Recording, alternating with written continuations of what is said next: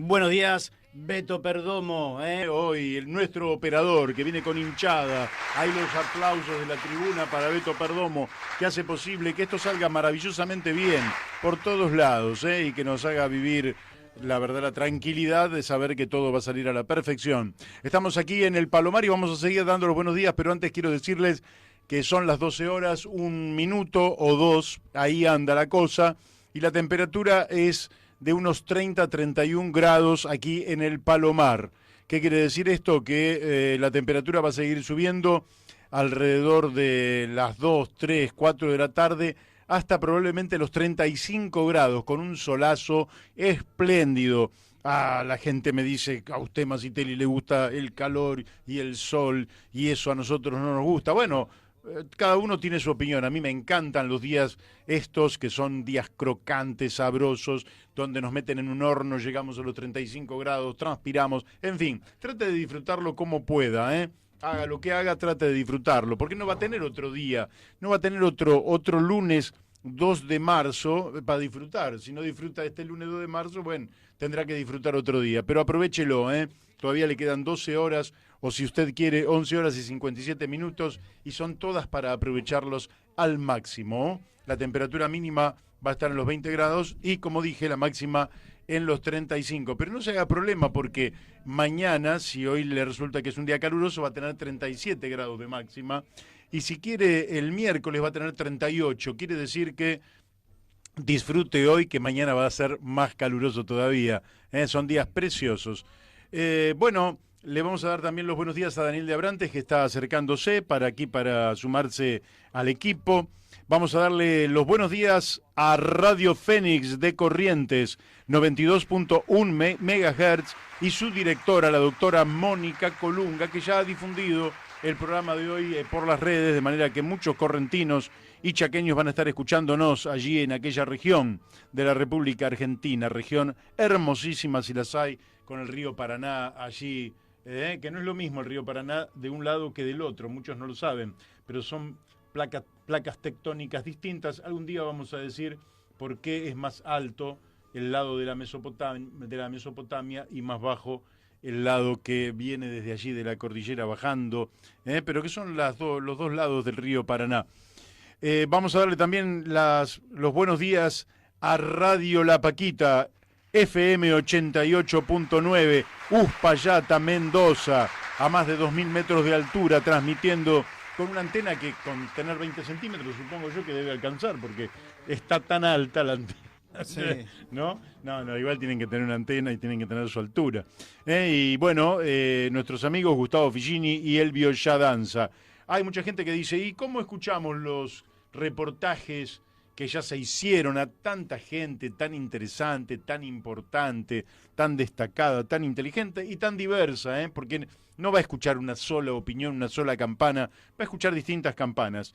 Bueno, usted va primero tiene que tener la computadora enchufada, entonces ahí va a internet, va a YouTube, ahí pone La Brújula en la Luna, en una creación de nuestro compañero Daniel Pérez, y ahí va a poder encontrar el reportaje que guste. De los más de 350 reportajes que hemos hecho, usted va a poder escuchar el que le guste sobre la temática que prefiera, ambiental, económica, política internacional, en fin, Chile, Bolivia, Perú, Estados Unidos, Europa, Brexit, Comunidad Económica Europea, Acuerdo Mercosur, o política interior, en fin, todo lo que busque ahí, algo va a encontrar que va a ser de su interés. Entonces va La Brújula en la Luna, se suscribe a ese canal y va a ir recibiendo, a medida que se vayan produciendo, los nuevos reportajes. Bueno, ¿qué tipo de programa vamos a tener hoy? Bueno, hoy tenemos un programa evidentemente impregnado de la apertura de sesiones que hizo el presidente de la Nación en el día de ayer, todos los 1 de marzo, conforme la Constitución Nacional reformada en 1994, el presidente de la Nación, por el artículo 99, ¿qué debe hacer? Debe abrir las sesiones ordinarias del Congreso de la Nación con la presencia de todos los senadores y todos los diputados, salvo aquellos que tengan algún motivo por el cual puedan no estar, pero nunca por razones políticas, siempre tiene que ser razones de salud o razones de fuerza mayor, y ahí se conforma la Asamblea Legislativa, a la cual el presidente le brinda un estado de situación de la nación y al mismo tiempo también le dice por dónde van a transcurrir las iniciativas del Poder Ejecutivo Nacional, o sea, cuál es la mirada que tiene el presidente de la Nación sobre el punto de partida en el que estamos, y desde ese punto de partida cuáles son las cuestiones que cree de mayor interés. Lógicamente que vamos a estar hablando de esto con algunos especialistas. Lo vamos a estar haciendo con Miguel Ponce, con quien vamos a estar hablando, que ustedes saben, Miguel Ponce es un dirigente del radicalismo progresista, que, bueno, tiene una mirada realmente muy interesante y es un ingeniero con una formación económica muy, muy sólida, especializado en comercio internacional, de manera que vamos a tener una mirada muy autorizada sobre lo que el presidente ha dicho en materia de cuestiones que son sumamente importantes, ¿eh? Por ejemplo, el Consejo Económico y Social que ha anunciado el presidente. Le vamos a preguntar cómo está el mercado interno, cómo está la actividad económica en términos generales, la producción, el comercio, qué pasa con la deuda externa, qué pasa con la inflación, en fin, vamos a tener muchos temas. Pero también después vamos a hablar con alguien, también un hombre nacional realmente, un hombre que históricamente ha defendido los recursos naturales de la Argentina, que ha defendido nuestra soberanía marítima, las posibilidades de trabajo que da la pesca, la industria pesquera. Estamos hablando de César Lerena, un hombre con una enorme autoridad para hablar de estos temas porque tiene muchísimos libros escritos, muchísimos, y con él vamos a hablar sobre el Consejo Nacional de Malvinas, la delimitación de la plataforma continental, las sanciones a los buques que pescan ilegalmente, y bueno, y después vamos a tratar de, bueno, en fin, ahí vamos a ir profundizando. Vamos a preguntarle también a Guido Galmarini sobre qué es lo que piensa con la cuestión previsional, la cuestión de las jubilaciones, en fin, y con Daniel de Abrantes, nuestro amigo de mesa, también vamos a tratar de abordar alguna cuestión en el terreno de la educación.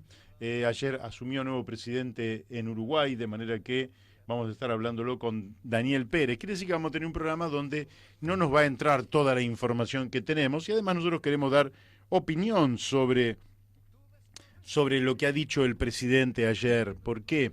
Y bueno, porque lógicamente que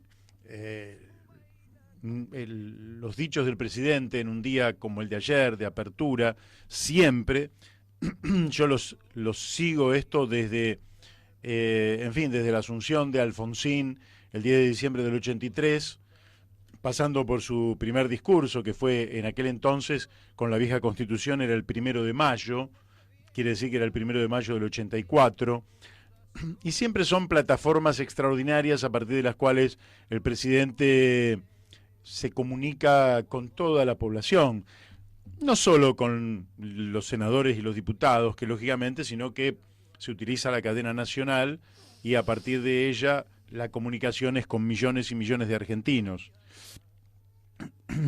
Entonces, a mí me gustaría dar una opinión, básicamente mi opinión, también un poquito, si ustedes quieren, sintetizada. ¿Por qué sintetizada? Porque el presidente, según la Constitución, el presidente tiene que dar una mirada sobre el estado de la nación. Lógicamente, no existe estado de la nación sin un análisis de la política internacional.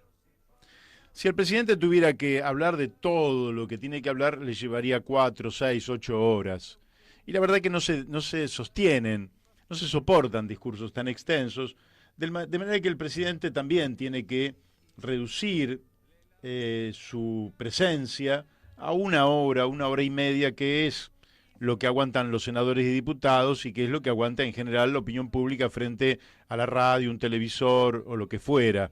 Entonces, quiero con esto decir que el presidente no puede abordar absolutamente la totalidad de los temas.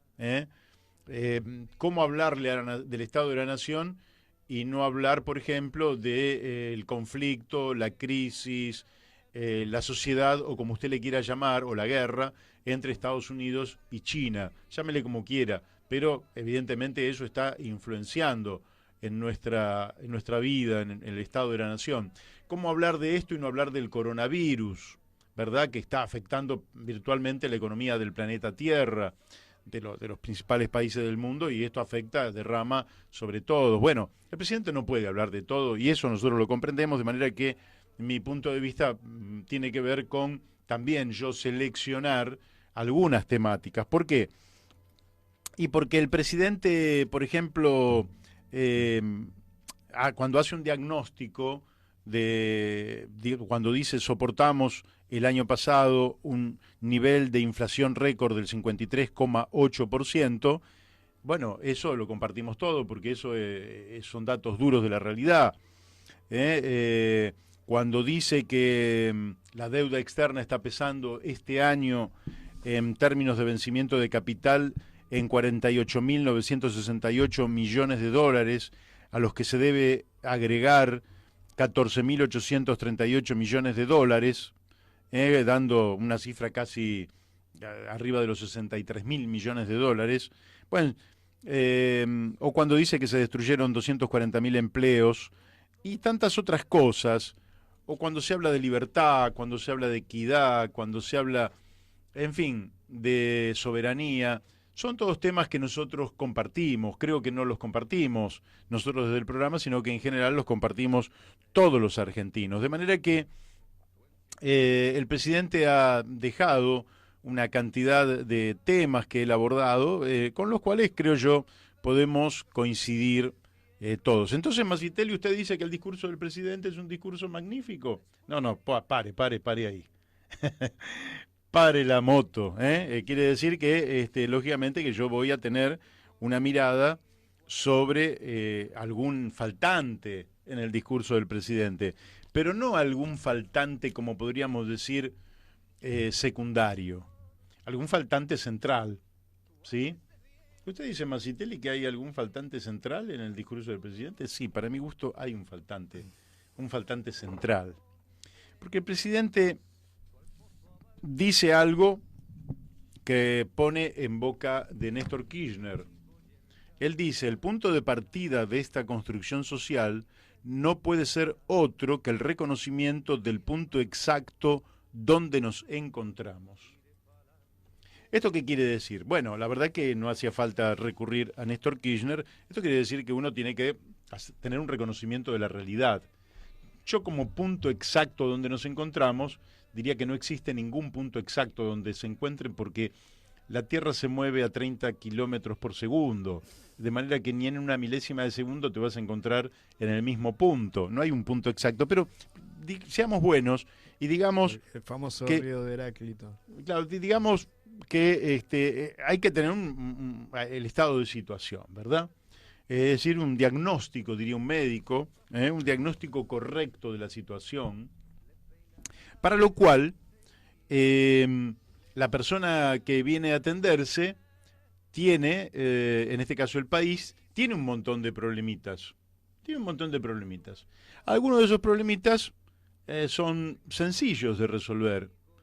Pero el problema es si el médico merodea en todos los problemas que son realmente más sencillos de resolver y deja de lado el problema central.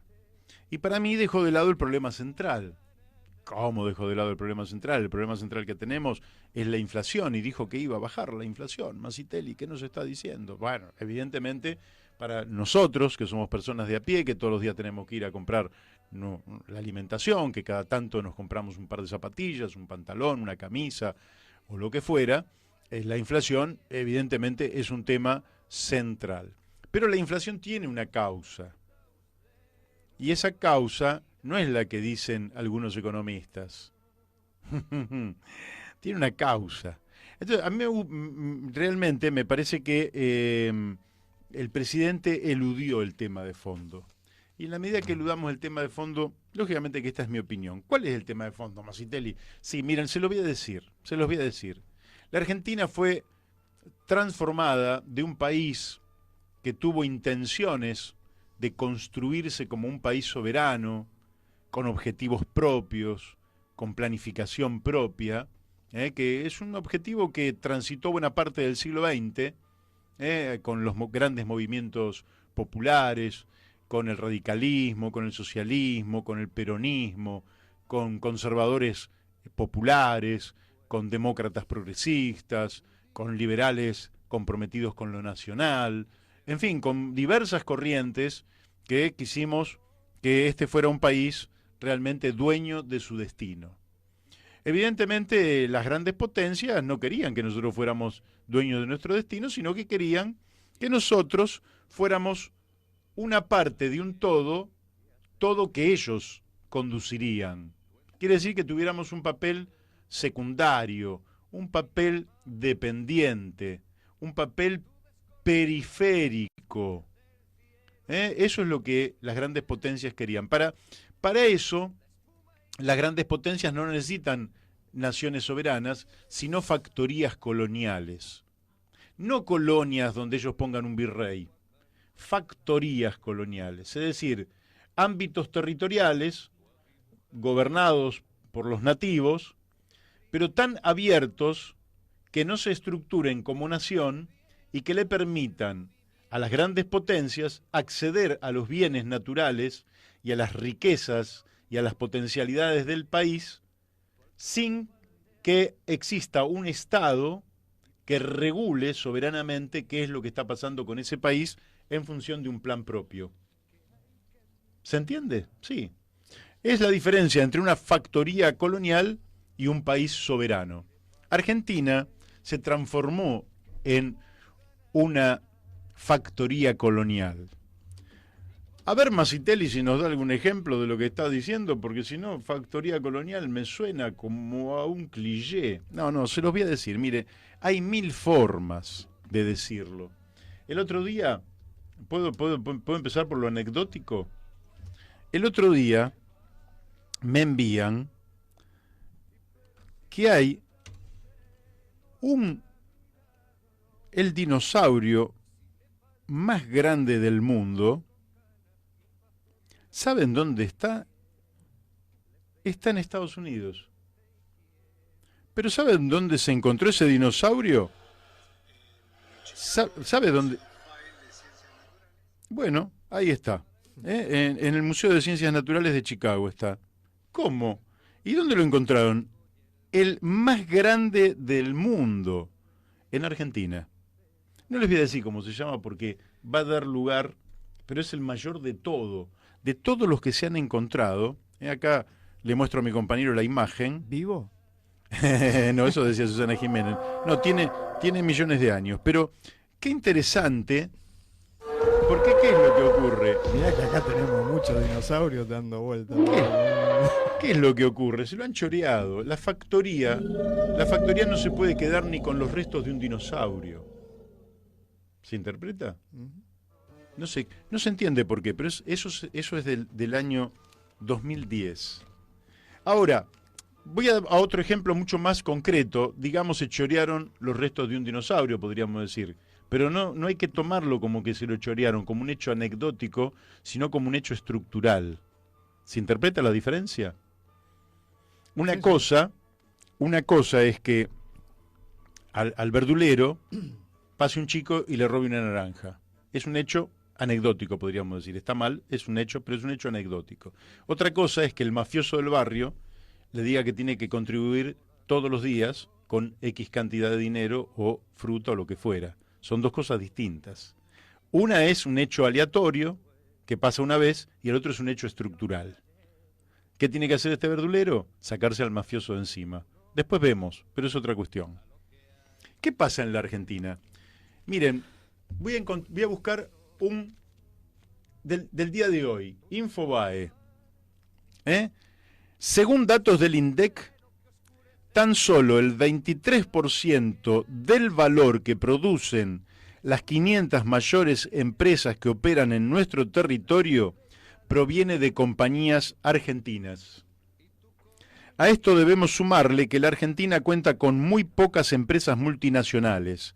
Tanto en Chile como en Brasil la situación es mucho mejor. Quiere decir que de las 500 empresas más grandes de la Argentina que producen la mayor parte del valor en la Argentina, el 77% son extranjeras. Esto es una factoría colonial.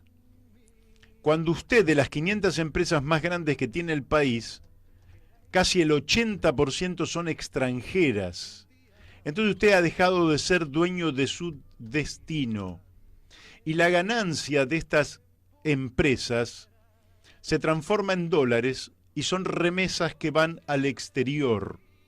Cuando no se encuentra por qué no hay inversión en la Argentina y por qué la Argentina no crece, hay que investigar esto. ¿Quiere decir que nosotros planteamos que hay que nacionalizar esas empresas? Sería una locura pensar en esos términos.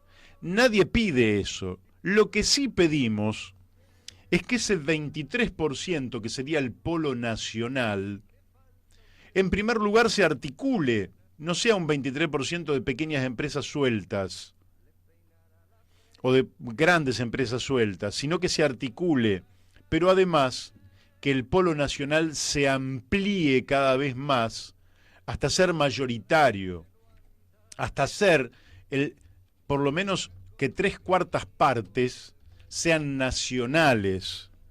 Entonces, cuando nosotros tengamos que el polo de las 500 empresas, el polo nacional de las 500 empresas llegue al 75%, entonces ahí nosotros hemos resuelto buena parte de los problemas económicos, de inversión, de desarrollo, de inclusión social, de trabajo productivo y creativo que necesitamos en la Argentina.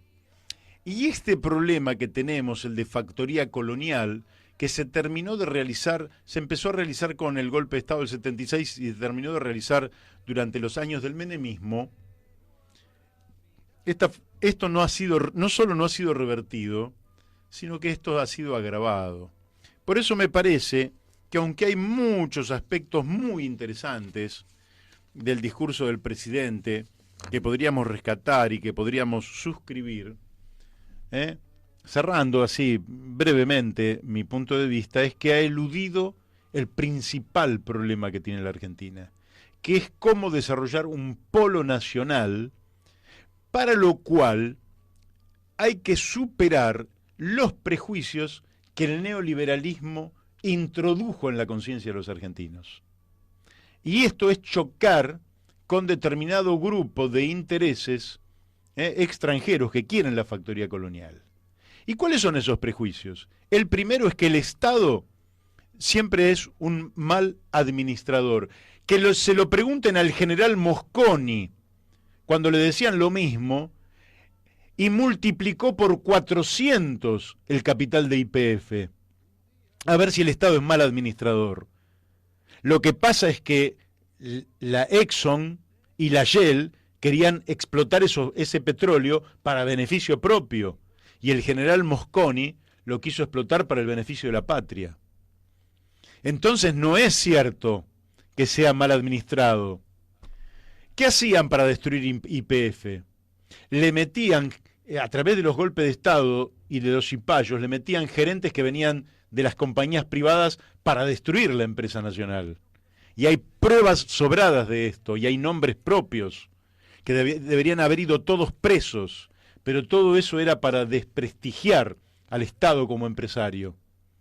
Entonces hay que superar esto. Lógicamente que el Estado no tiene que dedicarse a todas las empresas, pero hay áreas estratégicas que tienen que ver con la energía, que tienen que ver con los ferrocarriles, que tienen que ver con las comunicaciones, que tienen que ver con el dinero, que tienen que ver con un montón de cosas en las cuales con los astilleros, en la cual el Estado tiene que participar y tiene que ser un motor estratégico del desarrollo nacional. Entonces, Ahí es donde no se ha metido el presidente de la Nación. Y la verdad es que en ese sentido me parece que, aunque el discurso en términos generales haya sido bueno, ha evitado, para mi gusto, el tema de fondo. Y si nosotros seguimos siendo factoría colonial, olvídense que vamos a resolver los grandes problemas de la Argentina. Me parece excelente que tengamos campañas contra el sarampión, excelente, me parece que nos dediquemos a defender al niño desamparado, a la mujer embarazada, los primeros 1000 días, todo eso me parece extraordinario y la verdad, todo mi apoyo a todas esas políticas y todo el apoyo del programa a esas políticas. Pero si eludimos el problema central, difícilmente vayamos a realizarnos como nación y vayamos a cumplir el papel que en un momento la historia pareció asignarnos. Hubo un momento donde toda América Latina miraba a la Argentina y parecía que la Argentina iba a ser la locomotora de toda una región que por tradición, por historia, por cultura, por creencias, por costumbres, por identidad, tenía un destino común. No lo hemos cumplido, pero todavía estamos a tiempo. Igual vamos a darle más días porque van 83 días de administración y ojalá el gobierno de Alberto Fernández pueda rectificar o pueda avanzar en la dirección que nosotros estamos proponiendo. Bueno, Daniel, no ha llegado todavía nuestro compañero y ya estamos a punto de comunicarnos con nuestro amigo. En un par de minutitos ya vamos a estar hablando con nuestro amigo sobre ideas que son más que interesantes. Yo te voy a pedir, para que hagamos una cortinita, que pongas un pequeño temita, un minutito nada más, algo muy breve, de lo que quieras. Y ya después de la cortinita vamos a estar hablando con Miguel Ponce, que realmente siempre tiene un punto de vista más que interesante, desde lo nacional, desde lo popular, desde lo social, que realmente seguimos aquí en La Brújula por Radio La Luna y ya estamos en contacto con nuestro amigo Miguel Ponce. Buenos días, Miguel, ¿cómo estás? Muy buenos días, Mario, una alegría nuevamente estar con vos y por supuesto todos tus oyentes. Bárbaro. Miguel, ayer habló el presidente, abrió las sesiones ordinarias del Congreso de la Nación bajo el mandato del artículo 99 de la Constitución Nacional y dijo cosas, que me parece que son de interés. Una de ellas es la posibilidad de enviar un proyecto de ley con el Consejo Económico y Social. Dame tu opinión respecto de esta iniciativa.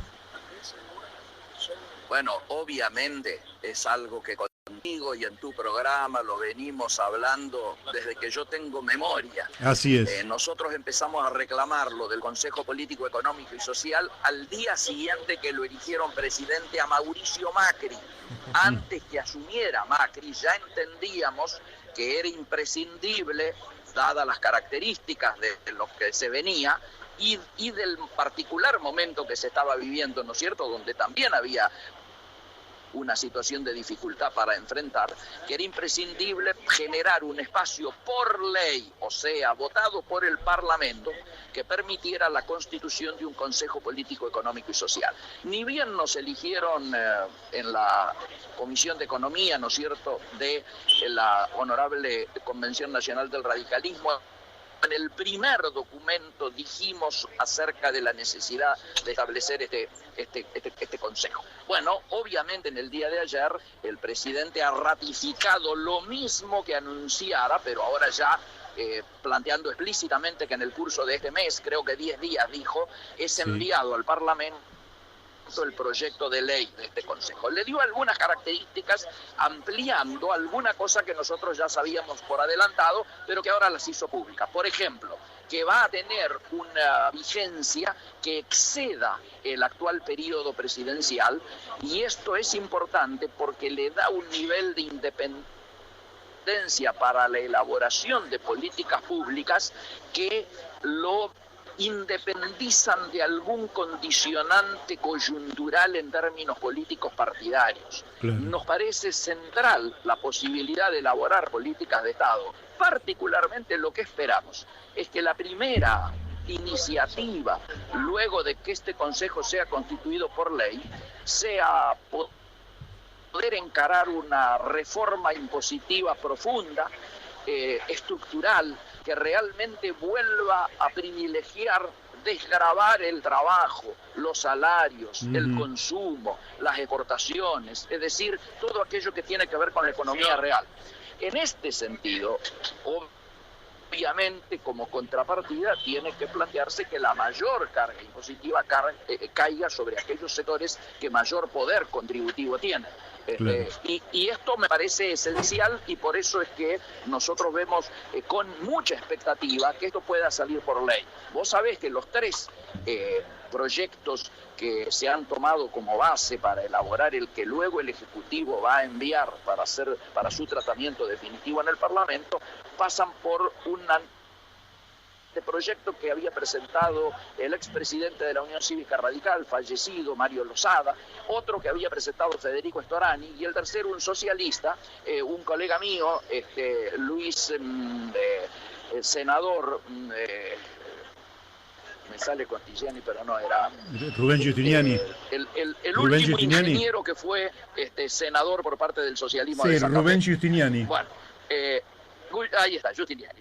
Bueno, ese amigo había presentado también. En base a estos tres se ha elaborado el que presenta el Ejecutivo. Así que nosotros vemos con mucha expectativa que lo antes posible, como lo dijo el Ejecutivo, sea enviado y sobre todo lo antes posible sea aprobado.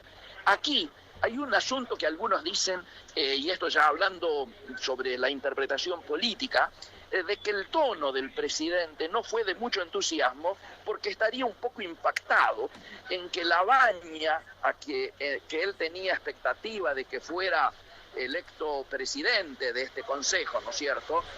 Le habría dicho que no, que prefiere seguir manteniendo la independencia con la que sigue manejándose hasta ahora, pero apoyando desde afuera, como también lo viene haciendo hasta ahora.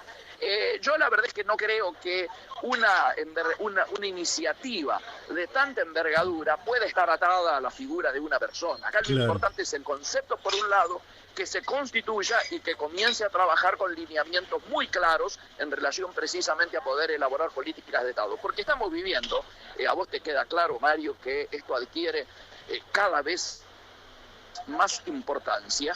Estamos viviendo un momento a nivel mundial, yo diría, de una incertidumbre muy grande que obliga a tomar decisiones en términos de políticas de Estado que son de absoluta gravedad y trascendencia. Desde ese lado me parece importante que se constituya lo antes posible, ¿sí?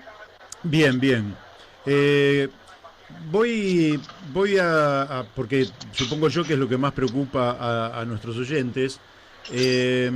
¿Cómo estás viendo la evolución del mercado interno en la Argentina? Bueno, con esta nueva administración.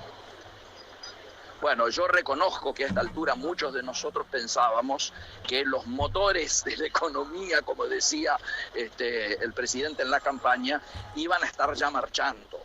Creo que está faltando, precisamente por la ausencia de un programa de gobierno, que las principales líneas productivas comiencen a tener algún tipo de respuesta, no solo desde el consumo, sino desde lo que tiene que ver con los programas más importantes vinculadas a la producción. No ayuda a esto la incertidumbre que hay, por supuesto, en el campo, donde estamos hablando de exportaciones que se siguen grabando, por más que dicen que en el día de mañana conoceríamos que algunas de las producciones de las economías regionales verían, yo diría, beneficiadas la actual situación como contrapartida precisamente al aumento del 30 a 33 de todo lo que es la cadena de valor sojera. La cadena de valor sojera, hay que decirlo así, porque si no la gente cree que esto es solo contra los productores o que los productores van a ser los únicos afectados. Estamos hablando también de que la harina y el aceite de soja también estarían grabados hasta el 33, lo cual, por supuesto, en los marcos de la ley votada está permitido, ¿no? La ley de emergencia le permite llevar hasta 33.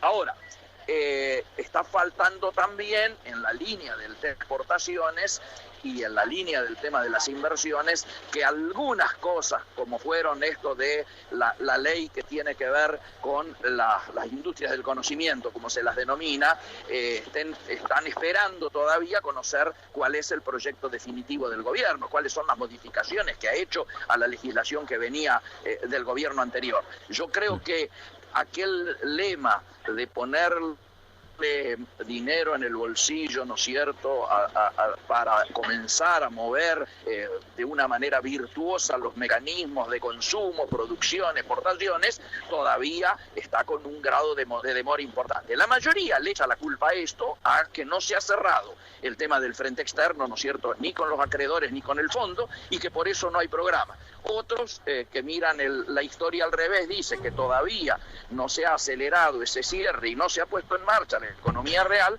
precisamente por la ausencia de programa. De hecho, muchos reclaman que ni siquiera tenemos un presupuesto elevado. Claro, no se puede enviar ese presupuesto si no sabes con cuánto vas a contar, pero por lo menos algunos lineamientos importantes direccionados precisamente hacia favorecer la economía real tendrían que estar ya apareciendo. Nosotros estamos confiados que en estos días, con la visita de la misión del fondo, con los avances que puedan darse a partir o luego con los resultados, ¿no es cierto?, de lo que se genere a partir de cumplimentar los condicionamientos que la propia visita del fondo genera, me parece que pueden empezar a aparecer con alguna mayor claridad el direccionamiento de hacia dónde y dónde se va a poner el acento para comenzar esta recuperación que muy bien vos estás reclamando y señalando, ¿no? Miguel, acá es para este año, y vos sos un especialista en esto, así que nos vas a hacer un aporte muy significativo. Se habla de un superávit de la balanza comercial de unos 15.000 millones de dólares, fruto de unas pobres exportaciones por 65.000 millones, pero de unas aún más alicaídas importaciones por 50.000 millones de dólares. Si el mercado interno se restablece, es probable que aumenten las importaciones.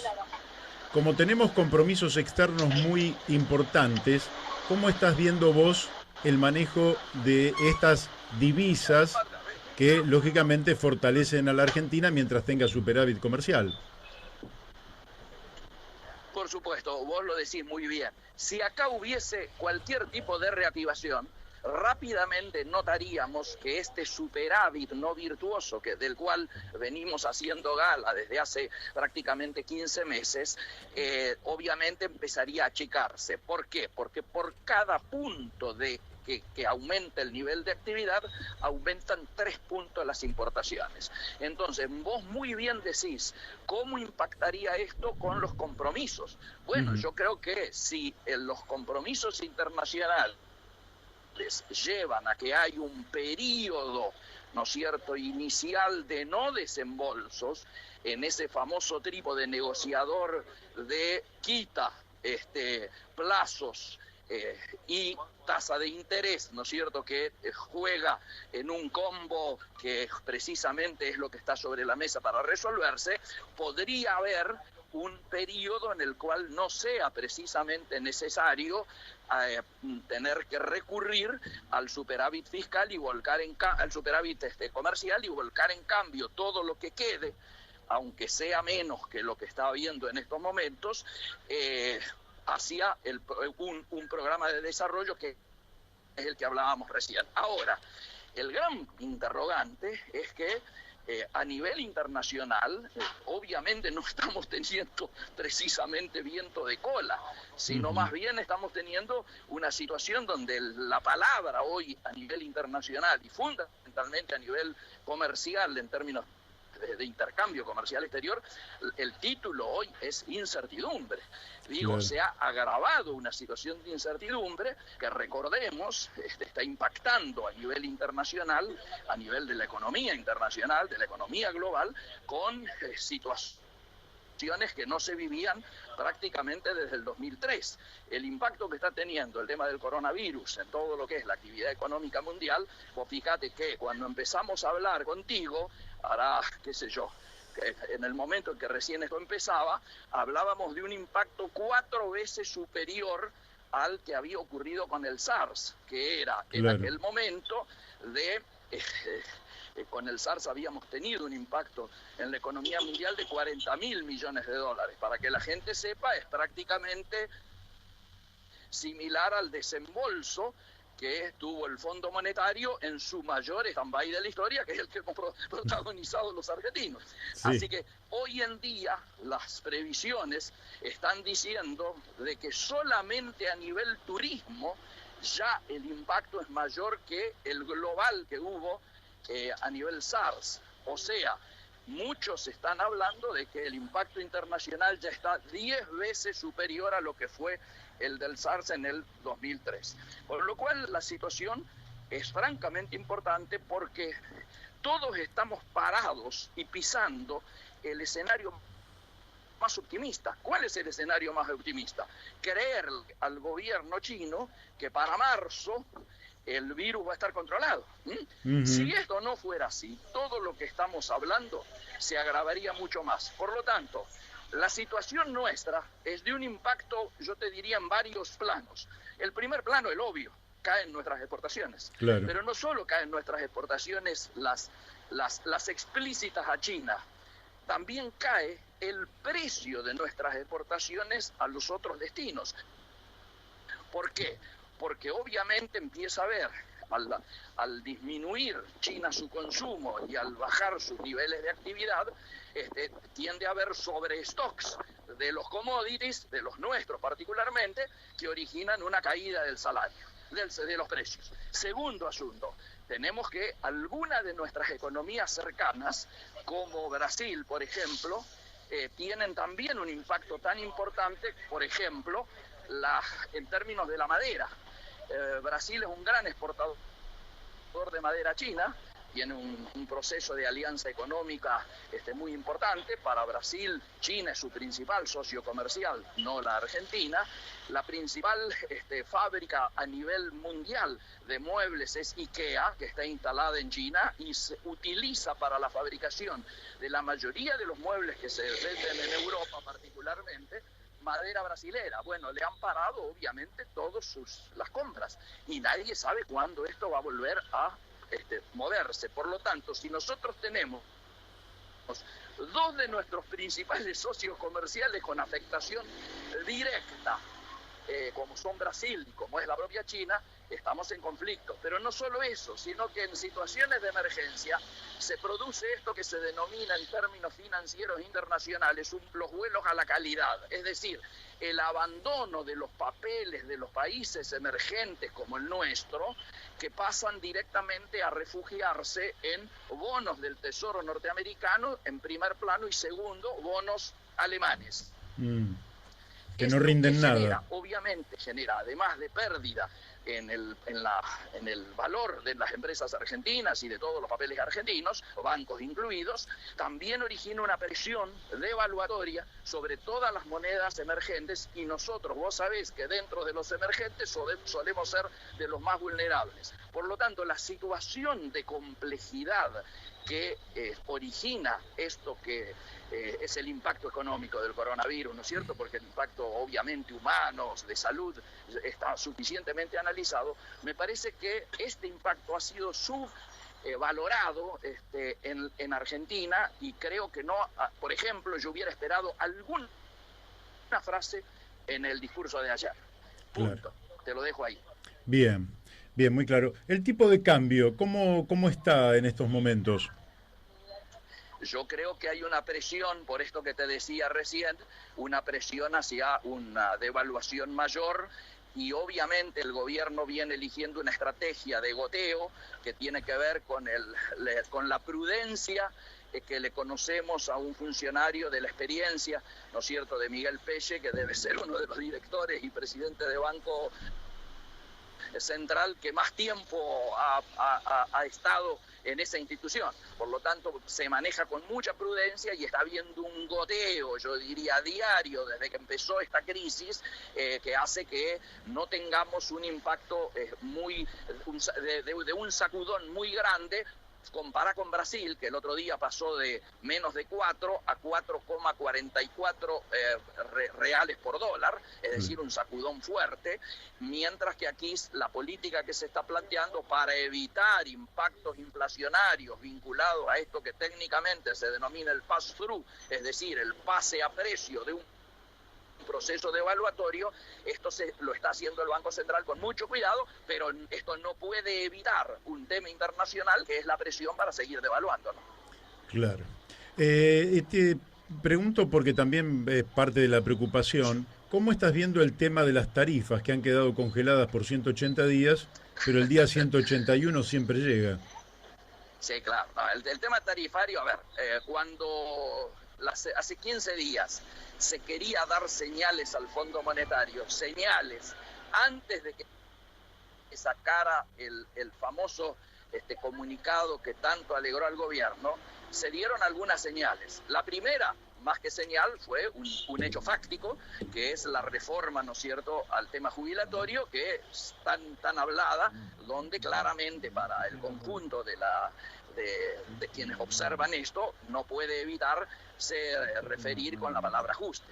El segundo, que se empezara a hablar de la edad jubilatoria, aunque luego se reculara, también es una señal en la misma dirección.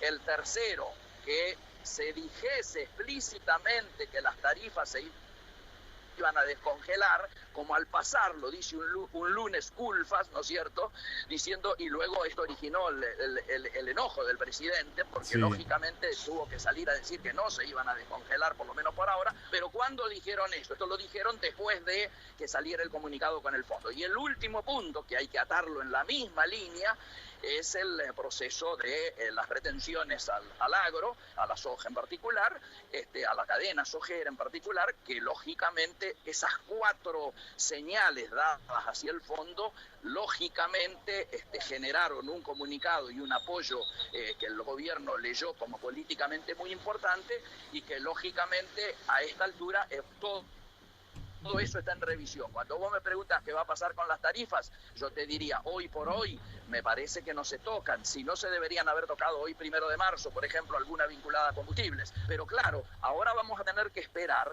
qué ocurre con este proyecto de ley que manda el gobierno vinculado a hidrocarburos y a minería, donde obviamente si queremos pensar en inversiones en el tema hidrocarburos, el tema tarifas tiene que por lo menos estar clarificado. Claro. Y en esta línea, en esta dirección, Sí. ayer el presidente dijo los vencimientos de capital superaban los 48.000 millones, más los Sí. intereses más de 14.000, en total más de 63.000 millones de dólares, y eso que Sí. lógicamente es absoluta y totalmente inabordable. Eh, Por supuesto. Muchos lo dicen, bueno, es el momento para la explotación de vaca muerta, que Sí. también está muy cuestionada por sectores ambientalistas, en fin. Sí, ¿Cómo estás sí, viendo sí. vos la evolución de las inversiones en vaca muerta? Yo creo que, claro, cuando te decía que uno de los elementos que tal vez más expectativa ha generado, por más que hablé hoy con algunos petroleros y dicen que es absolutamente insuficiente y ambiguo los dichos durante el discurso presidencial, que ellos están esperando más precisiones, están justamente apuntando a esto que vos decís. Desde ya que Vaca Muerta ha sido colocada, por lo menos en términos discursivos, en el centro de la preocupación y la esperanza de posibilidad de desarrollo, ¿no es cierto?, que planteó el presidente, no solo en este discurso, sino ya en el primer discurso también. Ahora, necesitamos pasar a las efectividades conducentes. La primera va a ser conocer el tema de la ley esta que se anuncia de hidrocarburos y minería.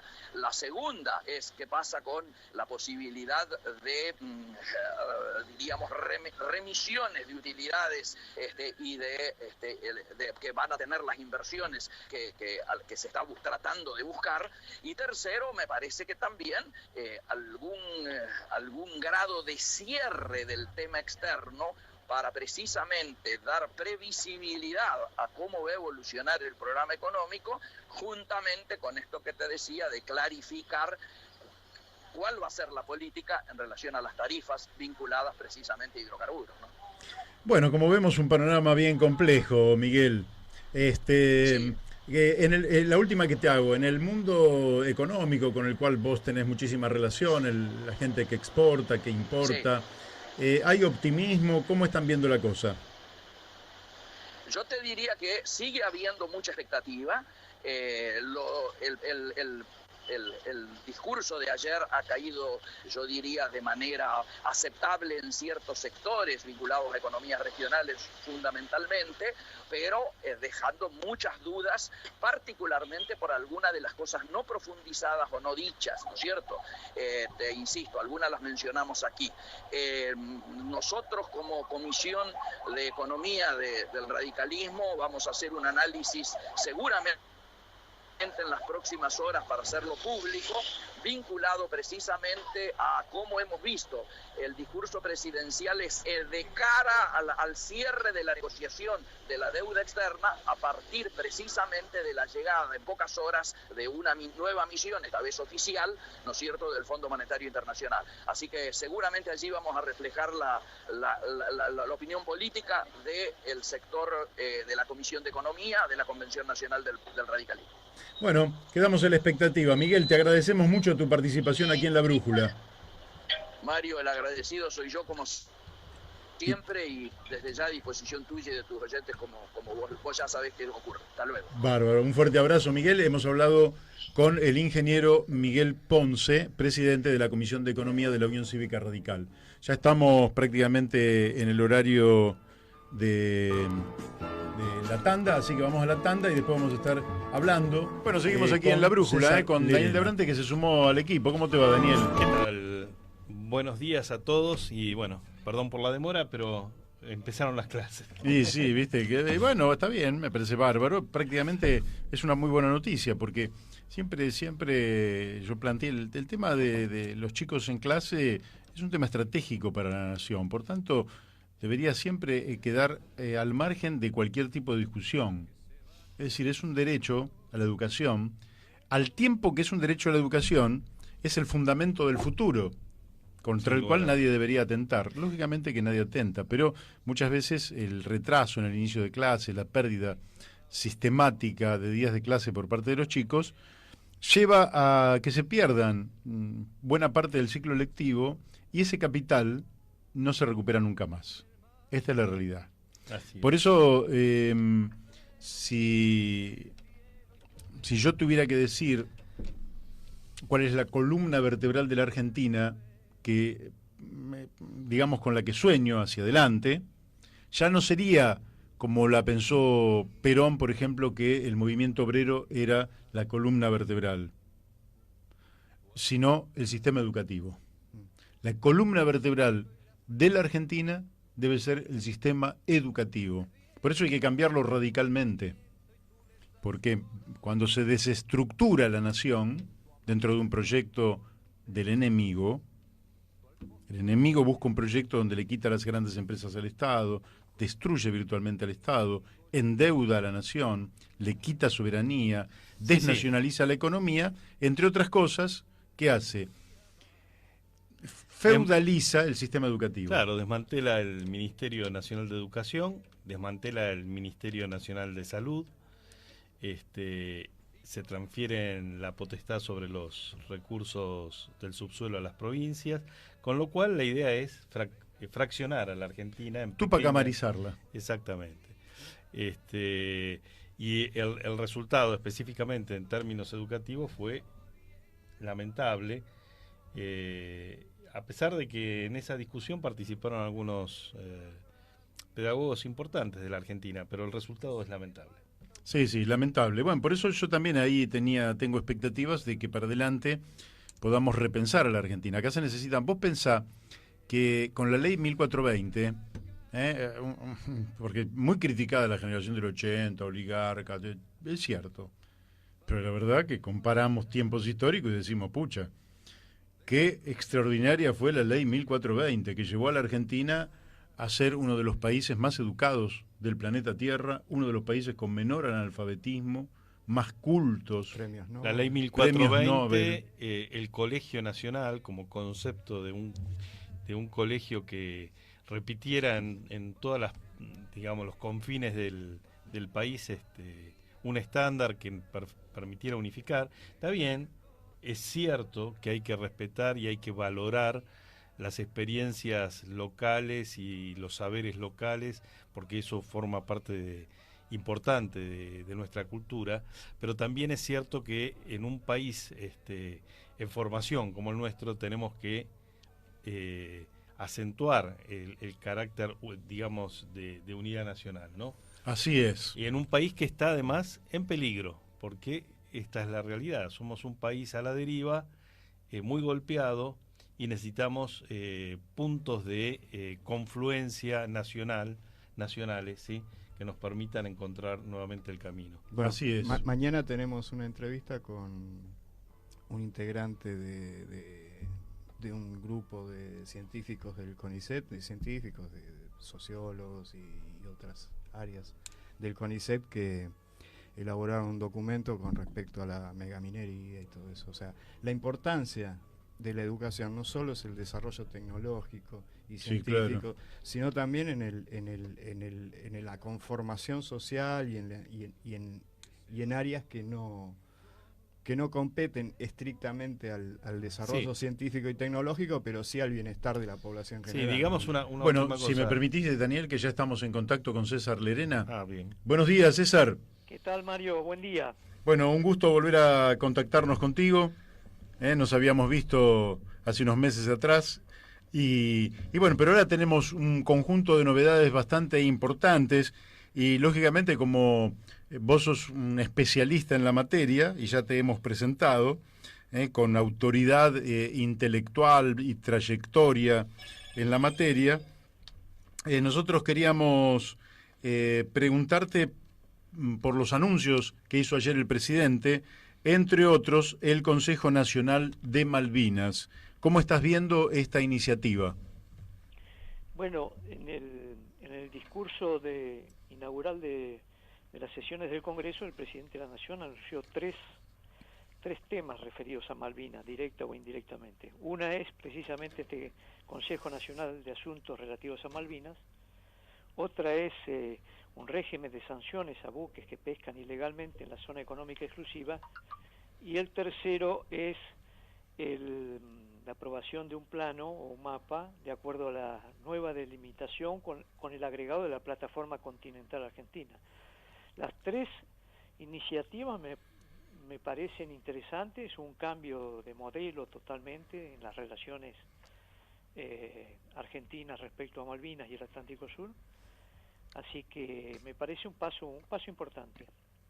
El Consejo Nacional de Malvinas, ¿pensás que puede tener un rol protagónico en lo que es la defensa de nuestra soberanía y en el hecho de tener una política más activa en torno a este tema?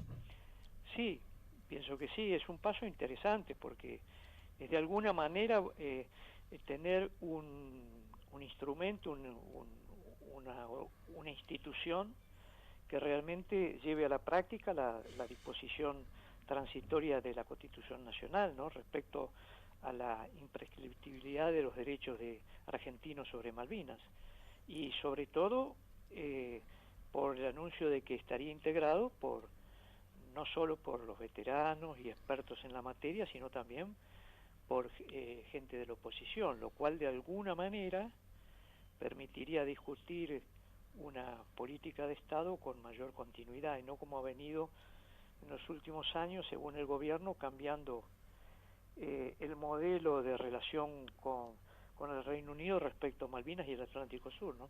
Claro. Me parece interesante ese tema. Sí, y la verdad es que nosotros también hacía mucho tiempo que veníamos planteando cómo la Argentina no tenía el mapa bicontinental con justamente contemplando el límite externo de la plataforma continental.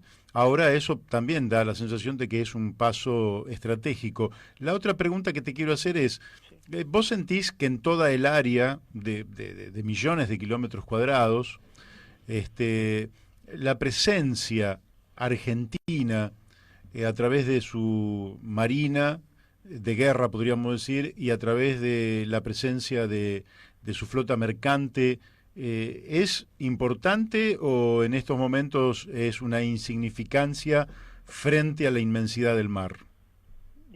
Creo que es absolutamente insignificante. Ujú.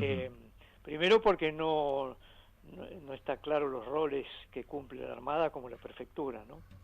Normalmente se supone que la prefectura habitualmente tiene el control hasta las 12 millas, Claro. pero en la práctica es la prefectura la que está más presente en el mar argentino respecto a la Armada. Los recursos, por un lado, son sumamente escasos, por otro lado, habrá que ver la capacidad de control que esos recursos le permiten, que es el control en Argentina en todos los rubros es escaso, imaginémonos en el mar, y sobre todo en la presencia cada vez más activa de buques extranjeros pescando en forma clandestina, ¿no? Esto hace casi inviable con la flota que tiene la Argentina el control cierto, sobre todo que hay prácticas pesqueras que se realizan de noche, Claro. así que más problema hay para efectuar el control, y esto a la Argentina le significa una pérdida concreta de soberanía, pero además en términos concretos hay una captura del orden del 1.000.000 de toneladas pesqueras por año por parte de buques extranjeros, ¿no? Y además la consolidación creciente y sostenida del Reino Unido de Malvinas. Están haciendo asociaciones con empresas españolas para construir un puerto importante en Malvinas, están haciendo asociaciones pesqueras en Malvinas, es decir, están realmente consolidando la posición de la explotación del recurso natural argentino en el área de Malvinas, ¿no? ¿Vos qué políticas concretas? Porque, digamos, uno puede estar de acuerdo en lo retórico, pero después hay que efectivizarlo, hay que llevarlo al mundo de la práctica. ¿Qué líneas pensás vos que serían las fundamentales para justamente lograr el objetivo de rescatar soberanía sobre este territorio nacional? Darle impulso a los astilleros, tener una marina mercante más importante, tener mayor capacidad de pesca, desarrollar industria de pesca en nuestra, digamos, en nuestra frontera marítima. ¿Qué dirías vos que es lo más importante? Bueno, yo he desarrollado hace unos 15 días atrás un artículo que refiero a lo que entiendo como los 10 o 12 puntos fundamentales en esta cuestión del Atlántico Sur, ¿no? Uno de ellos tiene que ver con, de alguna manera, accesoriamente, pero tiene que ver con un régimen de sanciones a los buques que pescan en la zona económica exclusiva. Esto parece un tema menor, porque realmente no se necesita demasiado para hacerlo, porque la ley pesquera actual lo prevé. Lo que la Argentina no ha venido haciendo hasta ahora, y habrá que ver si hay voluntad de hacerlo, es precisamente sancionar a todos aquellos buques que pescan en el área de exclusión del Reino Unido Malvinas, porque eso es zona económica exclusiva argentina, se olvidó de eso. Hay 100 y pico de buques pescando ahí que no reciben ningún tipo de sanción. Más allá de que después se pueda efectivizar o no la sanción, lo cierto es que no podemos dejar de reclamar ese espacio como propio. Y por lo tanto, si es propio, tiene que ajustarse a la ley 24922, que establece sanciones a los que pescan sin permiso. Y fundamentalmente son embarcaciones en gran parte españolas, con lo cual creo que la Argentina puede tener gran éxito en el reclamo este. Eso está planteado dentro del anuncio que acaba de formular el presidente Alberto Fernández. Buen día, César. Daniel de Abrantes te habla. ¿Cómo estás? ¿Qué tal, Daniel? ¿Cómo andamos? Te hago una consulta. ¿Vos crees que esta situación del Brexit en la Comunidad Europea nos abre una puerta para tener una política más activa de cara a esto que estás planteando ahora? Sí, ciertamente que sí, en la medida que la Argentina actúe rápidamente, porque el estatus de Malvinas hasta el pasado enero era de un territorio de ultramar británico en la Unión Europea. A partir del Brexit sale Malvinas y los demás, Georgia del Sur, Sándwiches del Sur, etcétera, y por lo tanto el régimen a imperar en Europa para la entrada de los productos de origen en Malvinas va a tener todas las restricciones arancelarias que tenemos los argentinos. Entonces, evidentemente hay que actuar rápidamente. Los intereses de Europa van a ser diferentes respecto a defender la posición histórica del Reino Unido y todos estos territorios que reclama el Reino Unido. Por lo tanto, es posible que una buena acción en la Unión Europea pueda colocar en mejor situación a la Argentina para ya empezar por plantear de que toda la extracción que se realice en el Atlántico Sur lleve los mismos aranceles que llevan los productos argentinos. Eso ya sería un paso fenomenal. Te quiero hacer una consulta. También el presidente ayer habló sobre el Ara San Juan, sus 44 tripulantes muertos allí en el fondo del mar. Lo cierto es que Argentina viene como en un decaimiento de su armada, al punto que en otro momento, no recuerdo ya el nombre, si era la Santísima Trinidad, no me acuerdo cuál era el nombre, de un buque que se hundió en el puerto General Belgrano solo, se hundió sin que mediara ninguna acción. Allí perdimos un submarino. ¿Vos creés que es necesaria una inversión en estos recursos para la Armada o pensás que con lo que hay nos tenemos que arreglar? No, yo pienso que la Armada necesita un crecimiento presupuestario para atender adecuadamente las potencialidades y los negocios actuales del Atlántico Sur, que son infinitas, muy superiores a gran parte del territorio nacional continental, tanto en petróleo como en pesca y otros recursos minerales.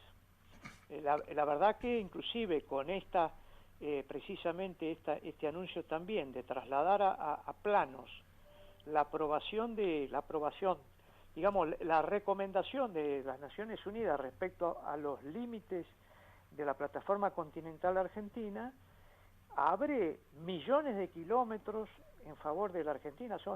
La Argentina,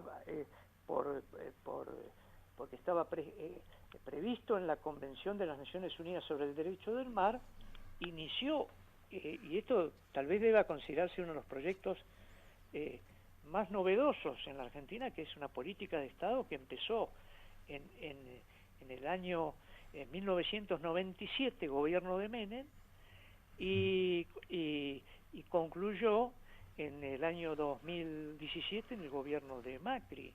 Es decir, la Argentina hizo un trabajo fenomenal de plantear a las Naciones Unidas que había 1.784.000 kilómetros de plataforma continental de titularidad de Argentina, y eso ya no está firme el total de esos millones de kilómetros, se quedaron firmes 350.000 kilómetros, porque los demás están en conflicto con el Reino Unido, pero lo cierto es que ese plano es el que tiene que circular en las escuelas, en las instituciones públicas y privadas, porque es el verdadero territorio argentino, que dicho sea de paso, es bueno recordar que el territorio marítimo es superior al continental. Claro.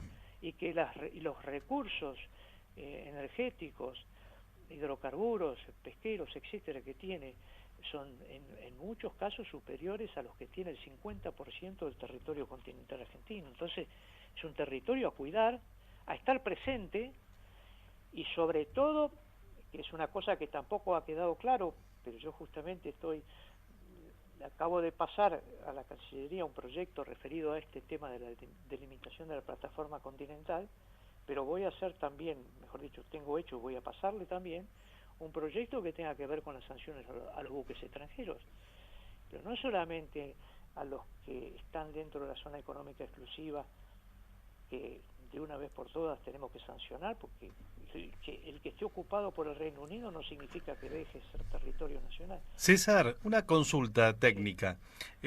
Casualmente nosotros estuvimos haciendo un comentario y siempre lo traemos a cuenta, ¿no? El terrible retroceso que significó haber provincializado los recursos del subsuelo argentino, ¿no?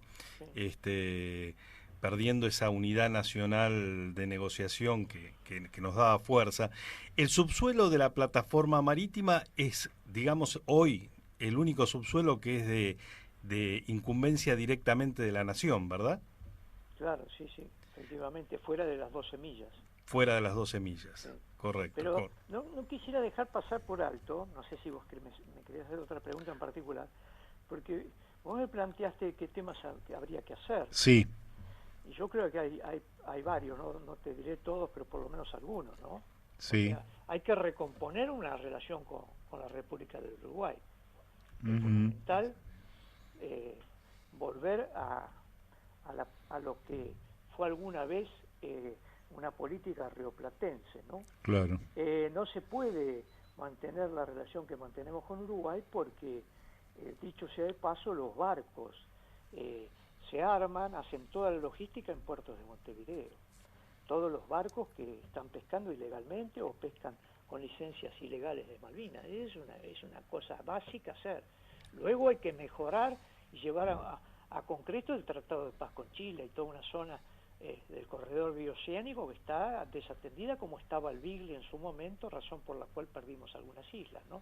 Claro. La relación con el preacuerdo con la Unión Europea es otra cosa fundamental, porque acaban de hacer manifestaciones varios productores agrarios de la Unión Europea, españoles, alemanes, belgas, franceses, oponiéndose a este acuerdo, porque a ellos les significa una caída de subsidios al sector agropecuario del orden de las 40.000 millones de euros anuales.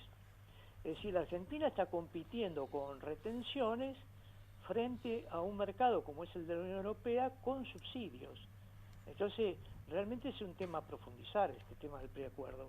Es fundamental que los productos con valor agregado empiecen a entrar en Europa.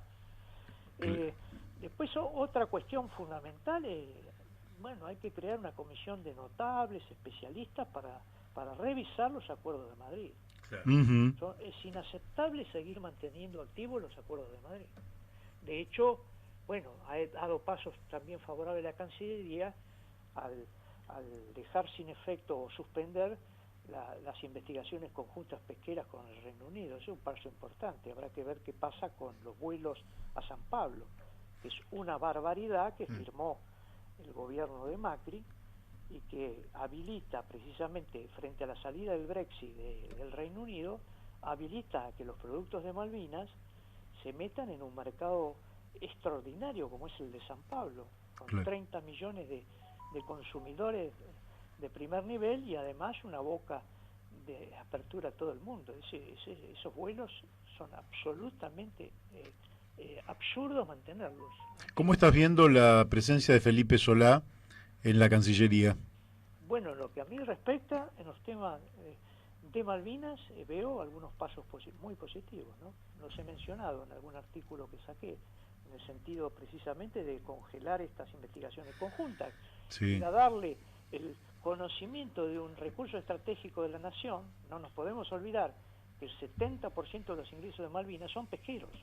Claro. Entonces, ponerle todo nuestro capital humano, como son los investigadores argentinos, nuestros recursos económicos, como son los barcos argentinos de investigación, al servicio del Reino Unido para hacer una investigación conjunta no tiene ningún sentido. Yo en ese sentido ya he sugerido que se suspendan por decir algo, porque en realidad, en tanto y en cuanto la Argentina no tenga control pleno de la zona de exclusión de Malvinas, pueda saber exactamente qué hay que hacer. Al contrario, yo creo que la Argentina tiene que ya anunciar la creación de áreas marítimas protegidas en los espacios ocupados por el Reino Unido, porque es la única manera de preservar y demostrar la voluntad argentina ante el mundo de que tenemos disposición de cuidar nuestros recursos en serio. La última que te hago, si nosotros desarrolláramos con mayor plenitud la pesca, la industrialización y destinado al mercado interno y al externo, económicamente, ¿de qué estaríamos hablando en términos de generación de empleo y generación de riqueza? Bueno, son dos cosas, ¿no? Si se destinase el 100% de la explotación pesquera nacional y se incrementase el consumo de pescado, que la Argentina está muy por debajo del consumo promedio mundial, de los países más pobres y de los países más ricos. Está muy por debajo. Si simplemente duplicáramos, triplicáramos el consumo, prácticamente el total de lo capturado se destinaría al consumo interno. Y eso solo produciría un incremento. La Argentina está exportando por valor de unos 1.200 millones de dólares anuales.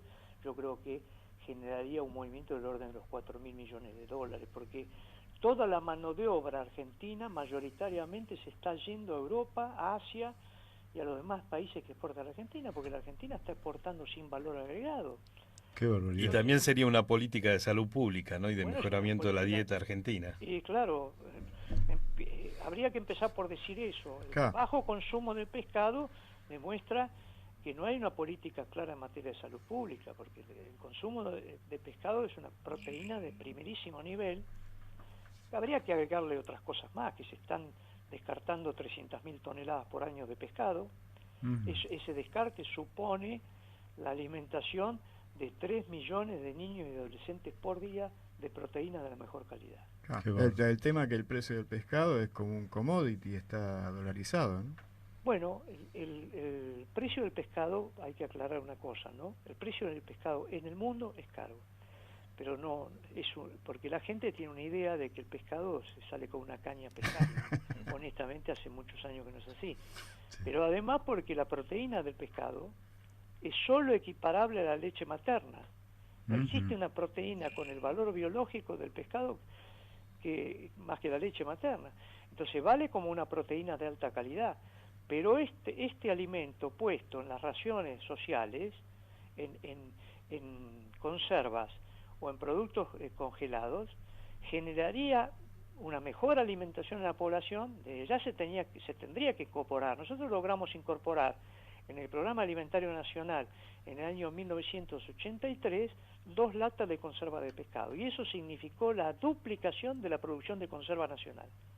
Mira. Y que la gente consumiese un alimento de primera calidad, y que, dicho sea de paso, como las conservas llevan una cobertura de aceite, se ponía aceite de girasol y las personas que recibían el producto luego lo usaban para cocinar el resto de sus alimentos.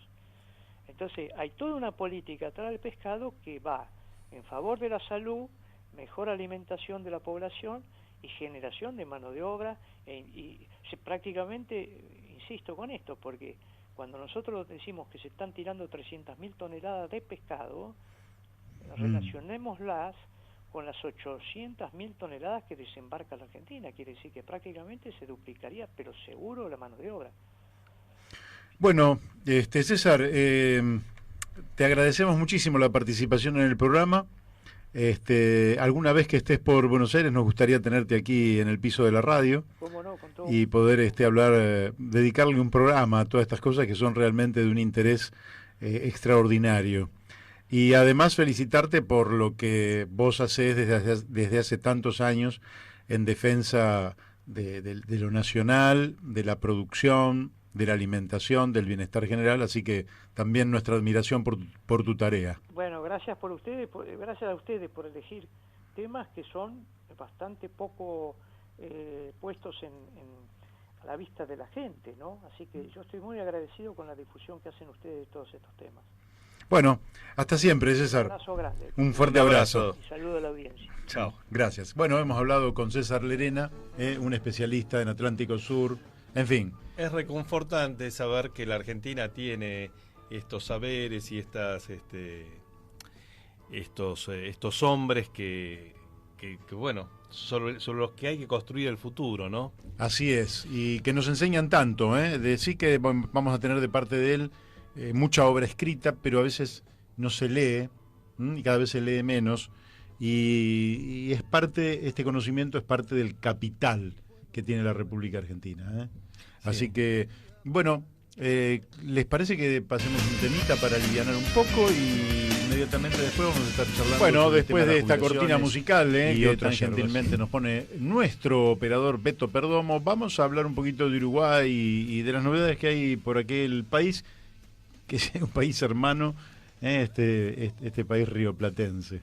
Sí, bueno, ayer asumió el gobierno de Lacalle Pou como presidente, y Lacalle Pou como presidente, en un contexto de transición muy amigable, muy amistoso, ¿no? sin críticas, por lo menos en el discurso de ayer, sin críticas fuertes al gobierno de Tabaré Vázquez, el gobierno saliente del Frente Amplio.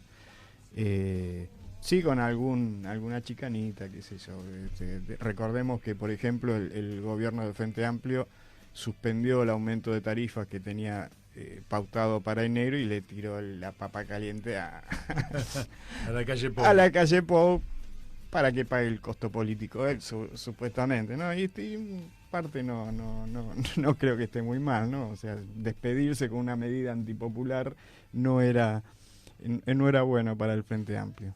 Sí hubo dos cosas que quiero destacar, ¿no? El día sábado fue una fiesta popular de despedida al gobierno de Tabaré Vázquez, que tuvo ese carácter, ¿no? De festividad y de popular. Y las festividades de la Asunción de Lacalle Pou fueron una jineteada más acorde. Primero asumió en lo que en Uruguay llaman cachila, es un Ford del año 39, y a ver, tenemos una comunicación, bueno, voy a hacerlo cortito. Sí, decirle que creo que tenemos al doctor Guido Galmarini en línea, que espere un par de minutos, cierra Daniel Pérez y vamos con él. Bueno, y las festividades de Asunción de Tabaré Vázquez fueron una jineteada muy tradicional, ¿no? Tipo gaucho. ¿De Tabaré? Perdón, de la calle Pou. Claro. O sea, te muestra más o menos el carácter de ambos gobiernos, ¿no? Que vengan con el discurso de somos lo nuevo, vamos a hacer los cambios, van para atrás, por lo menos en la imagen pública. Después, por otro lado, bueno, los desafíos que tiene Vázquez ahora, Lacalle Pou, ahora de inmediato es un anteproyecto de ley que se llama de consideración urgente, que engloba unos 450 artículos de modernización en algunos aspectos de la economía, yo diría algunas medidas bastante neoliberales, ¿no? Ya desde la oposición están diciendo que propenden a la privatización, y de hecho lo concreto es que la inseguridad es un tema fuerte que va a atacar Lacalle Pou, porque es una de los talones de Aquiles que tuvo el gobierno del Frente Amplio, y ya comienza con un paro docente en 2 días, con el inicio de las clases. Bueno, perfecto, hemos escuchado a Daniel Pérez y ahora estamos en contacto con Guido Galmarini. Buenos días, Guido. ¿Cómo andás, Mario? Estaba escuchando un poco el análisis de Uruguay, muy interesante. Sí. Bueno, venimos con un programa muy interesante. Queríamos y hemos, digamos, analizado desde distintos lados el discurso del presidente del día de ayer, y me gustaría saber si has puesto atención en lo que tiene que ver con el aspecto previsional, ANSES, etcétera, de lo que ha dicho el presidente ayer en la apertura de sesiones del Congreso Nacional. Sí, ayer le presté un poco más de atención, como es lo que más, digamos, lo que más, no es lo que más me interesa, pero es donde todos los días estoy cotidianamente con eso. Le presté un poco de atención a lo que dijo Alberto. En términos, creo que no quiero mezclar lo subjetivo con lo objetivo, ¿no? En términos de análisis. Creo que en términos de lo objetivo es lo que venimos hablando, ¿no? Que ya venimos hace rato, con el aumento que hubo hace poquito. Decíamos que no todos estaban involucrados en ese aumento, sino que era solo para los más vulnerados. Hablamos de los medicamentos, que te comenté que yo en eso estaba muy de acuerdo. Sí. Creo que Alberto se basó su discurso en esto de que el sistema está mal, que hay que volver al principio solidario, y en términos de eso hay que empezar a hacer, no dijo sacrificios en ningún momento, pero como que faltaba que diga eso, sino que hay que hacer un equilibrio. Creo que lo escuché varias veces decir eso. Creo en lo término objetivo, estoy de acuerdo con eso. Creo que es así, el sistema previsional tiene un montón de fallas, pero el problema es cómo después se pone en práctica eso, la solución, ¿no? A eso. Claro, Que es lo que hablamos la vez pasada. Un par de cosas que te quería preguntar. Él dice que se favoreció el 85%. Sí. ¿Cómo lo mide y en cuánto lo benefició eso? Creo que algo habíamos hablado de eso, que era que esa gente que cobró más de lo que iba a cobrar con el gobierno anterior, que representaba un 75%, pero él habla del 85% porque también suma eso el costo de los medicamentos gratuitos que va a empezar a dar el PAMI, ¿no? Entonces, en ese sentido, suma ese porcentaje que no le pudo dar ese aumento, sino que cobró menos que lo que iba a cobrar con el gobierno anterior, que era el segundo escalafón, pero bueno, él como considera los medicamentos, ahí hace esa cuenta del 85% y queda ese 15% afuera que cobra menos que con el gobierno anterior, ¿no? Que es lo que habíamos hablado la otra vez, que tuvo un jubilado de 25.000 pesos, la verdad es que no está bien, y es así. Pero bueno, él suma la cuestión de los medicamentos, entonces sí, ahí puede ser que involucre un poco más, porque en algún momento charlamos que hay medicamentos muy caros que representan un porcentaje de las jubilaciones que cobran, ¿no? La gente, entonces sí, en ese sentido puede beneficiar. Por otro lado, siempre lógicamente en un discurso de estos se hace un poquito de propaganda y se exagera, pero dejémoslo a un lado. La otra cuestión, él dice que la ANSES fue prácticamente vaciada por el gobierno anterior y que quedó llena de papelitos de colores que son, digamos, títulos del Estado, pero que lógicamente difíciles de levantar o de decir que son un soporte económico importante para el sistema. ¿Cómo ves ese lado? Ese lado, bueno, eso creo que es una cuestión que ya sí es un poco más de marketing político, ¿no? Esto de decir, no, como yo no beneficié a todos, voy a decir capaz que el anterior gobierno vació todo. La realidad es que la caja del ANSES, por lo que se sabe, porque la realidad es que el traspaso no fue tan visible o tan transparente, yo creo que no era tan así, esto de que la caja del ANSES estaba tan quebrada. Pero bueno, falta mucha información en términos de eso. Entonces una cosa es que Alberto lo diga, o que algún ministro lo diga, o algún funcionario público, y creo que otra cosa es la realidad, ¿no? En ese sentido nunca se supo cuánta plata quedaba en el ANSES y demás con el traspaso de gobierno. Entonces también es una crítica a la transparencia, ¿no? Que eso es un término que creo que en esta época hay que utilizarlo mucho, el término de la transparencia de los fondos del Estado, ¿no? Que Guido, es algo muy crítico. Daniel de Abrantes te habla, ¿qué tal? Ya que mencionas eso, a mí me parece que hay un tema histórico que, al igual que el tema de la deuda externa y otros temas que son recurrentes en la Argentina, que es el análisis de la gestión de los fondos del ANSES en los últimos 15, 20 años.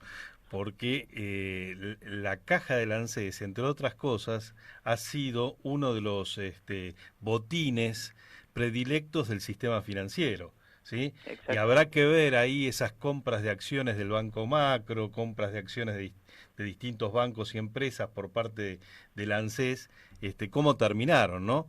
Ahí había una convivencia con algunos personajes muy oscuros de la economía argentina, y los gestores del ANSES en su momento. Sí, la caja del ANSES siempre fue en ese sentido, se utilizó como emergencia de todo, y es una cuestión que pasa hace un montón, y bueno, esperemos que en algún momento se cambie eso, ¿no? Porque sí, como fuente de negocio para algunos sectores financieros, exactamente, también porque al no tener transparencia capaz hay impunidad en ese lugar, en ese espacio medio oscuro, negro, que no se sabe muy bien, entonces lo que genera es eso, es un poquito de poca transparencia, mucha impunidad, se utiliza para lo que se quiere, entonces faltaría un poquito más de eso, ¿no? Si uno puede hablar de los fondos, habría que hablar de eso, un poquito más de transparencia en la caja y un poquito más de, capaz, algún órgano que lo controle desde afuera, que sea externo al gobierno de turno, ¿no? Sí, las pero las los participaciones accionarias, por ejemplo, del ANSES, cómo se ejecutaron, la participación en los directorios de las empresas donde compraron enorme cantidad de acciones. ¿Sí? claro, y además Sí, había una Ah, reivindicación de los jubilados que era participar en la dirección tanto del ANSES como del PAMI. sí. Y, Sí, sí, y ¿qué es lo que pasa con eso? sí. Y con eso yo el tema es que tengo dos análisis completos, viste, del discurso de Alberto. La verdad es que el discurso de Alberto a mí me pareció muy interesante. La parte de los jubilados, bastantes cosas comparto bastante proyecto que hablamos de la jubilación de privilegio, que bueno, que falta que pase por el Senado. Lo que pasa es que como todo como decías vos, Mario, en el discurso de inicio de las sesiones, uno puede decir muchas cosas y hay que ver cómo sigue en la práctica eso, ¿no? Cómo funciona realmente. La ley de presupuesto, vamos a ver cómo viene. Y en el presupuesto también, porque en el presupuesto es una imagen visible de lo que van a hacer en el gobierno, ¿no? Entonces falta eso, falta esa cuota de que la práctica de la teoría se lleve a la práctica. Así Pero en términos generales a mí me gusta el discurso de la parte, vamos a hablar más previsional, ¿eh? Sí, sí. Creo que le toma un reflejo bastante progresista, empieza a hablar de principios solidarios, que son los inicios de toda la caja de jubilados, ¿no? Así es. Entonces en esos términos va bien, habla bien habla sobre la jubilación de privilegio, que es algo que ya se tendría que haber tocado hace mucho, ¿no? Porque la realidad es esa. Entonces, bueno, es algo que por lo menos en ese sentido, en la teoría está bueno. Ahora, después en la práctica, como lo vimos que pasó con el anterior aumento, es que no fue tan así como se esperaba, como se prometió en las elecciones o a finales de diciembre del año pasado. Así es. Bueno, Guido, vamos a seguir con este tema, así que veremos. Sí, vamos a seguirlo de cerca. Yo creo que creo que no sé si este gobierno tomó esta bandera no solo no porque vio que venían, son los más vulnerados y demás, sino porque en un momento se sintió criticado por este tema. Entonces creo que va a seguir dando que hablar el tema previsional en lo que se viene. Y como va a seguir dando que hablar, el lunes que viene vamos a estar hablando de nuevo. Sí, eso. Bueno, y vamos a ver cómo se va traduciendo lo dicho en hechos. Exactamente, que es lo más importante, ¿no? Porque los dichos a veces se vuelan con el viento, la gente no se olvida de lo que se dice, entonces vamos a ver qué pasa con los hechos. Muy bien, bueno, te mandamos un fuerte abrazo, Guido. Saludos, Guido. Dale, te mando otro. Saludo. Gracias. Bueno, hemos hablado con el doctor Guido Galmarini, alguien que trabaja en el tema previsional y que por ser un profesional, abogado, sigue esto bien de cerca. ¿Vos tenías que decir algo sobre...? No, hicimos una mención al tema de la ley 1420 y el estado actual de la educación argentina, ¿no? Con los problemas que conocemos, ¿no? Y sin lugar a dudas yo coincido con lo que vos decís, que si hay una columna sobre la que se debería reconstruir la Argentina, es la columna de la educación, la capacitación, el desarrollo de nuestros jóvenes. Y eso tiene, entre otras cuestiones, ¿sí? Tiene un reflejo económico en el presupuesto nacional y en la importancia que le damos a los docentes y a sus salarios y a las posibilidades de que sean, porque si no tenemos docentes bien calificados, de excelencia, bien pagos, difícilmente podremos tener un buen servicio de educación, ¿no? En realidad lo que hoy tenemos es, como muchos otros aspectos de la vida argentina, una educación para pobres y una educación para ricos, ¿no? Y la educación para pobres cada vez más degradada, con situaciones donde los docentes tienen que trabajar en condiciones muy duras, ¿no? Nada, quería decir, o quería hacer una mención a esto de que los gremios docentes, bueno, no todas las listas, obviamente, pero digamos el oficialismo y su cara más visible, que es Baradel, como dirigente del mayor conglomerado docente que afinca en la provincia de Buenos Aires, ha dado marcha atrás con una micro conquista que había sido el tema de la cláusula gatillo, que lo único que hacía era evitar que se siguieran deteriorando los salarios. No era que vamos para adelante, no, es decir, con eso trataban de evitar no ir para atrás. Se sacó eso, y se sacó porque evidentemente el salario docente es uno de los ítems pesados en el presupuesto nacional y que define para dónde va el rumbo económico del presupuesto, ¿sí? Entonces, si vamos a comprimir las jubilaciones, si vamos a comprimir los salarios docentes, estamos haciendo un ajuste del Estado, ¿sí?, en el lugar que nosotros consideramos totalmente incorrecto. Sí, por otra parte, yo pienso que en la Argentina, como faltan planes, si yo te digo, bueno, vamos a achicar todos los salarios para hacer un ahorro, pongamos, ¿no? Y todo el mundo va a hacer un sacrificio. Está bien. ¿Por cuánto tiempo va a ser? ¿Cuánto es lo que se aspira a ahorrar? ¿Qué se va a hacer con esa plata después que se ahorre? Todo esto es una gran, digamos, caja negra en la Argentina, porque nada de esto está dicho. No hay objetivos anuales, no hay objetivos cuatrianuales, no hay objetivos a 20 años.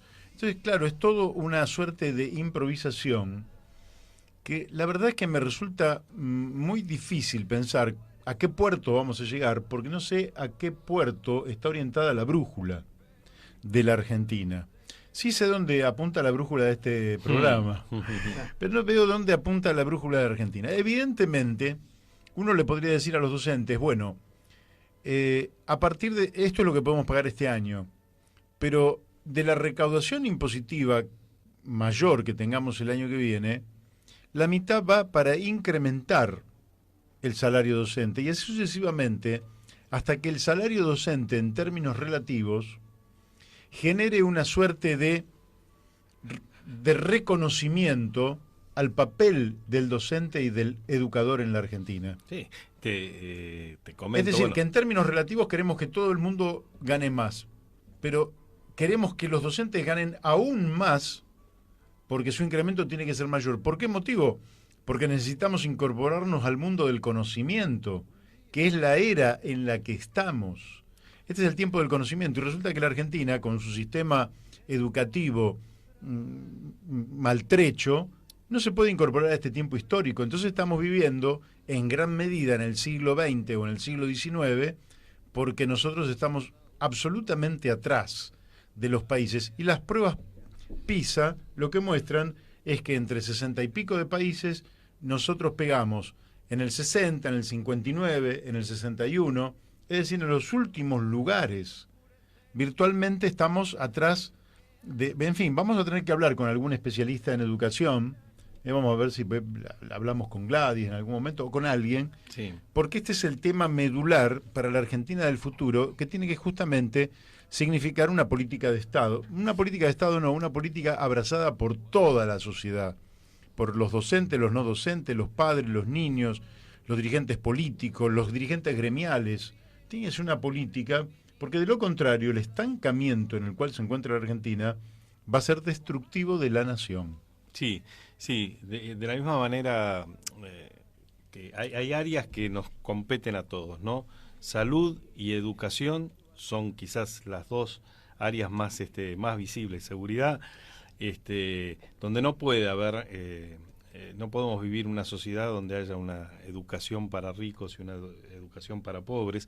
Yo siempre, bueno, mis hijas fueron a una escuela pública acá en Aedo, la 8 de Aedo, que fue fundada en 1894, ¿sí? Uh-huh. Y que siempre fue un orgullo para el barrio tener esa escuela, y tenemos que volver a sentir ese orgullo de nuestra escuela pública. Así es, así es. Bueno, ya nos quedan unos poquitos minutos. Digamos que activaron el protocolo de seguridad en Ezeiza por un pasajero que llegó con fiebre. Esperemos que no sea nada, pero ya estaríamos detectando bueno, sí, el primer caso. Aquí en Argentina, no, ya yo creo que ahí había un caso, estaba en estudio, ¿no? De hecho, sí, Ecuador es el país que más, de Latinoamérica, es el país que más infectados con coronavirus tiene, hasta el momento y de manera oficial, ¿no? Bueno, después tenemos tema seguridad, en fin, que nosotros en general tratamos de no mencionar estos temas, hablamos muy poco, pero hablan de un horror en Catamarca porque descuartizó a su novia y la quemó. Bueno, en fin, un verdadero horror que yo no sé realmente qué es lo que pasa. No, la verdad que esto también merecería todo un análisis.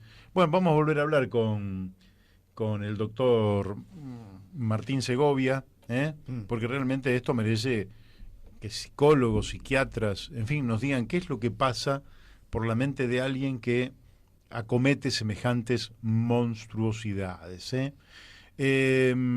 Bueno, para que todas las noticias no sean tan malas, vamos a decir que la bolsa de comercio, nadie de nosotros tiene una acción. Y yo supongo que el 99,9% de nuestros oyentes tampoco tiene una acción en la bolsa de Buenos Aires, pero que hubo un repunte tras las pérdidas de febrero, así que y mientras sigue la negociación de la deuda, bueno, hubo un pequeño repunte. Que se ponga contento si alguien tiene una acción de alguna empresa argentina, difícil que alguno de nosotros tenga, pero ustedes vieron que son esas cosas, como el riesgo país, que nadie sabe muy bien qué tenemos que ver cada uno de nosotros con ese riesgo, pero en última instancia, cuando la bolsa va para arriba, en general las cosas mejoran, y cuando la bolsa va para abajo, en general las cosas peoran. Cuando el riesgo país va para arriba, las cosas empeoran.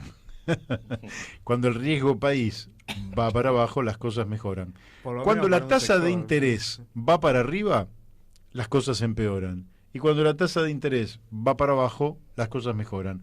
Uno de los logros que ayer mencionó Alberto Fernández es que desde que llegó en estos 82 días habían bajado las tasas de interés del 63% al 40%. Lo tenemos que reconocer porque las tasas de interés al nivel que fueron llevadas durante la administración de Mauricio Macri fue un nivel casi de corrupción. Casi para defender a determinados capitalistas, capitales golondrinas, capital financiero, que sin hacer absolutamente nada y parasitando sobre el pueblo argentino llevaron ganancias enormes. Es que era un soborno. O sea, yo te doy este interés en pesos para que no me compres dólares, para que no se me suba. Sí, bueno, pero llegaron a más del 80%, con lo cual fue ese manejo que hubo, en fin, yo creo que también el presidente dijo, y ojalá sea cierto, que por acá lo tengo, porque es una de las cosas que rescaté, que iba a haber una suerte de investigación. Una investigación sobre qué es lo que pasó con el tema de la deuda, cómo es que se tomó semejante cantidad de deuda y realmente para que algunos pocos hicieran negocios. Bueno, queremos saber quiénes son esos pocos. Queremos saber quiénes se robaron. Queremos la dirección de teléfono. Porque vos sabés que en el ámbito de Cambiemos, de Juntos para el Cambio, no sé como quieran llamar, del macrismo, del PRO, de esa alianza, había muchos que hacían de la ética una cuestión central. Pero nunca se preguntaron qué pasaba con la deuda externa. Que después del robo en el siglo XIX de las tierras públicas por parte de la oligarquía terrateniente, es el acto de corrupción más grande que ha vivido la Argentina, el tema de la deuda. Después se pueden hablar de infinidad de robos, de infinidad, y habría que catalogar y hacer un verdadero catálogo de magnitudes. Pero después del primero, que fue el robo de las tierras de la Argentina, cuando la oligarquía se robó lo que era del Estado Nacional, el acto de corrupción más grande fue la deuda externa. Pero sobre todo la deuda externa de los últimos 40 años. Y nadie se pregunta, de los que hacen eje en la ética y en la moral pública, qué es lo que ha pasado. El presidente ha dicho que se va a investigar, que se investigue que sepamos y que haya justicia. Bueno, por hoy terminamos. Son las 13 horas 57 minutos. ¿Algo más para agregar, Daniel Pérez? No, mañana en todo caso seguimos, así que con el tema de Uruguay y bueno, tenemos la entrevista con Juan Warren del CONICET.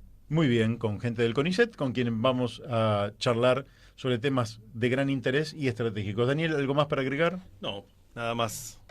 Bueno, no le vamos a preguntar a nuestro Beto Perdomo porque está del otro lado del vidrio, pero seguramente tendría mucha música para incorporarle al programa, pero aquí ya nos estamos despidiendo.